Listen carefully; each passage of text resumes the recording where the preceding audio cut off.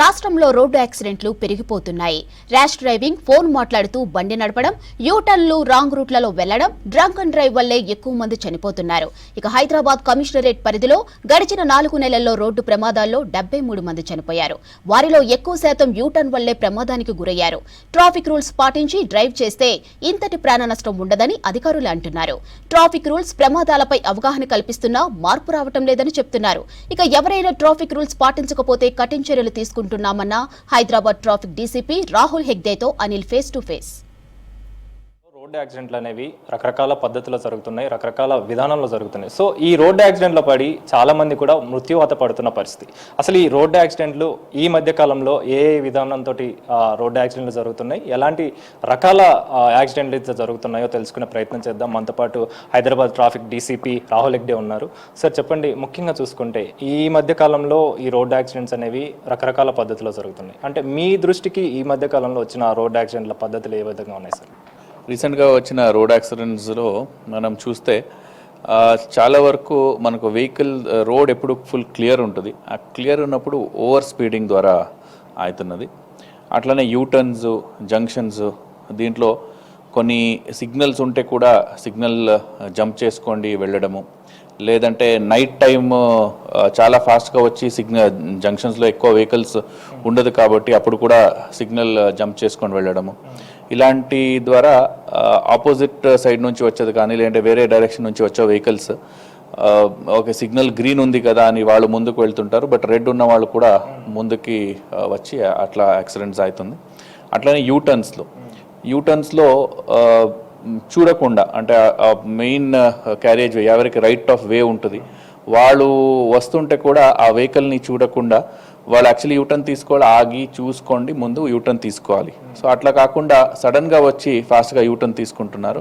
So దాంతో main carriage వేలో ఎవరికి రైట్ ఆఫ్ వే ఉంది వాళ్ళు వచ్చి ఈ వెహికల్కి హిట్ ఇవ్వడం జరుగుతుంది.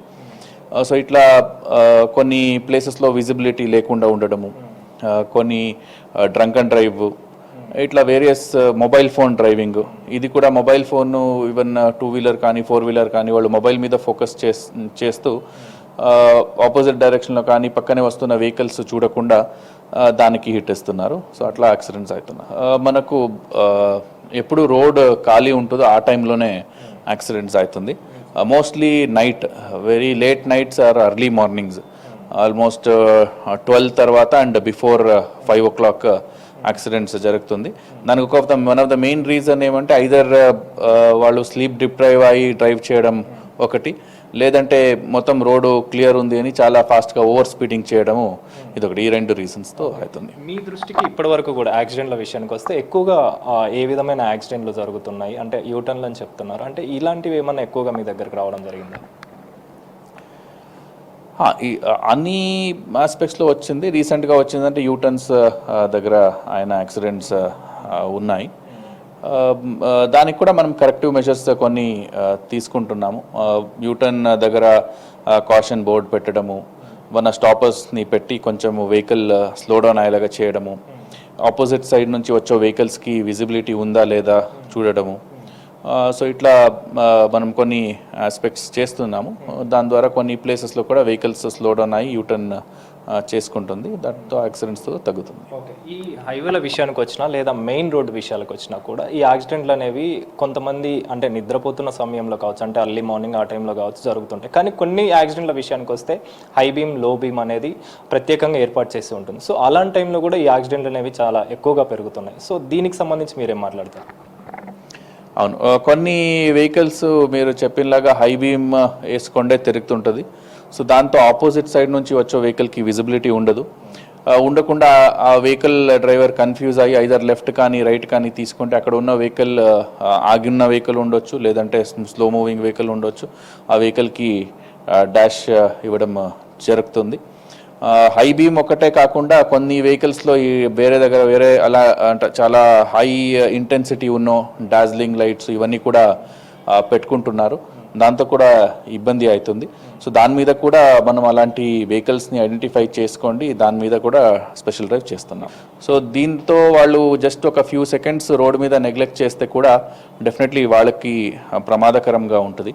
సో మీకు కాల్స్ వస్తే లేదంటే మాట్లాడాలంటే రోడ్ సైడ్కి వెళ్ళి మీరు బండి ఆపి మీరు మాట్లాడండి. కానీ మీరు 2 థింగ్స్, డ్రైవింగ్ చేయడము, అట్లనే ఫోన్లో మాట్లాడడము, లేదంటే మెసేజ్ చేయడము, ఇవన్నీ చేయొద్దు. సో దీని ద్వారా మీ ప్రాణంకే కాకుండా ఈవెన్ వేరే ఇన్నోసెంట్ సిటిజన్స్ ఎవరు ఉంటారు వాళ్ళకు కూడా ప్రమాదకరము. అట్లనే డ్రంక్ అండ్ డ్రైవింగ్ కూడా మనం రెస్పాన్సిబుల్గా ఉండాలి. సో డ్రింక్ చేసి డ్రైవ్ చేయొద్దు. అట్లనే అన్ని ట్రాఫిక్ రూల్స్ ప్రజల కోసమే చేశాము. ప్రజలందరూ కూడా కోఆపరేట్ చేసి ట్రాఫిక్ రూల్స్ పాటిస్తే అందరికీ మంచిగా ఉంటుంది. సో అందరూ కూడా ట్రాఫిక్ పోలీస్తో సహకరించండి అని చెప్తున్నాను. Thank you so much. So మొత్తానికైతే ట్రాఫిక్ సంబంధించి అంటే ఈ యాక్సిడెంట్లకు సంబంధించి సరైన జాగ్రత్తలు తీసుకుంటే ప్రమాదాల బారిన పడకుండా చూసుకోవచ్చు అని, ముఖ్యంగా మైనర్లు కావచ్చు, అదేవిధంగా మొబైల్ ఫోన్ యూజ్ చేస్తున్న వాళ్ళు కావచ్చు, వీళ్ళ ద్వారా ఎక్కువగా ప్రమాదాలు జరుగుతున్నాయి కాబట్టి, అదేవిధంగా డ్రంక్ అండ్ డ్రైవ్ చేస్తున్న వాళ్ళు కాబట్టి వీళ్ళందరూ కూడా ఈ ప్రమాదాల బారిన పడడమే కాకుండా వారి వల్ల ఇతరులకు కూడా ప్రమాదాల బారిన పడే అవకాశం ఉంటుంది. కాబట్టి సరైన జాగ్రత్తలు తీసుకొని ప్రమాదాల బారిన పడకుండా చూసుకోవాలని చెప్పేసి హైదరాబాద్ ట్రాఫిక్ డీసీపీ రాహుల్ హెగ్డే చెప్తున్నారు. కెమెరా పర్సన్ ప్రవీణ్తో అనిల్, V6 న్యూస్, హైదరాబాద్.